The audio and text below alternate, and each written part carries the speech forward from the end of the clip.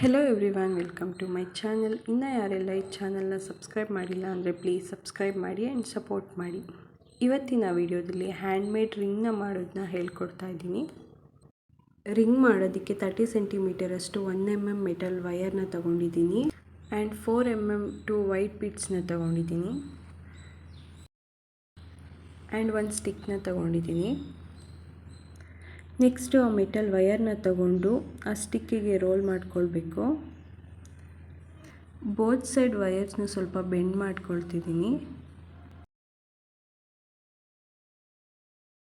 Bend ಮಾಡಿ ಆದಮೇಲೆ ಆ ಸ್ಟಿಕ್ನ ರಿಮೂವ್ ಮಾಡ್ಕೊಳ್ತಾ ಇದ್ದೀನಿ.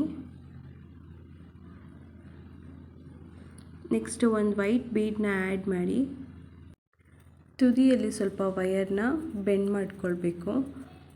ನಾನು ಪ್ಲೇಯರ್ನ ಯೂಸ್ ಮಾಡಿ ಸ್ವಲ್ಪ ಬೆಂಡ್ ಮಾಡ್ಕೊಳ್ತಾ ಇದ್ದೀನಿ. ನೆಕ್ಸ್ಟು ಆ ವೈಟ್ ಬೀಡ್ ಸುತ್ತ ಮೆಟಲ್ ವಯರ್ನ ರೋಲ್ ಮಾಡ್ತಾ ಹೋಗಬೇಕು.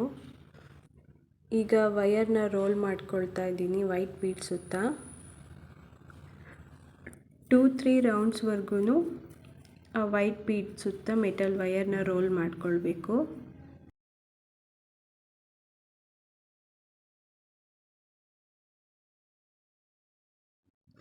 ಈಗ ಬೀಡಿಗೆ ಮೆಟಲ್ ವಯರ್ನ 3 ರೌಂಡ್ಸ್ ಸುತ್ತಿ ಆಗಿದೆ.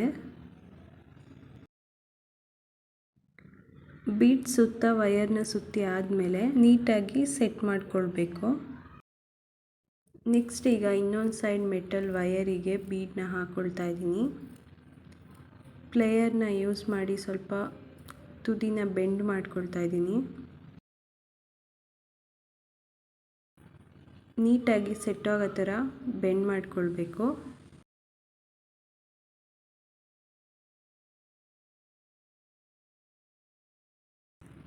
ಬೆಂಡ್ ಮಾಡಿ ಆದಮೇಲೆ ಆ ವೈಟ್ ಬೀಡ್ ಸುತ್ತ ಮೆಟಲ್ ವಯರ್ನ ಸೇಮ್ ಪ್ರೋಸೆಸ್ನ ಯೂಸ್ ಮಾಡಿ ರೋಲ್ ಮಾಡ್ಕೊಳ್ಬೇಕು. 2-3 ರೌಂಡ್ಸ್ ಅಷ್ಟು ವಯರ್ನ ರೋಲ್ ಮಾಡ್ಕೊಳ್ಬೇಕು ಬೀಡ್ ಸುತ್ತ.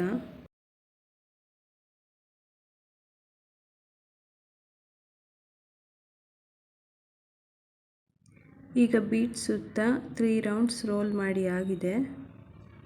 ರೋಲ್ ಮಾಡಿ ಆದಮೇಲೆ ನೀಟಾಗಿ ಸೆಟ್ ಮಾಡಬೇಕು.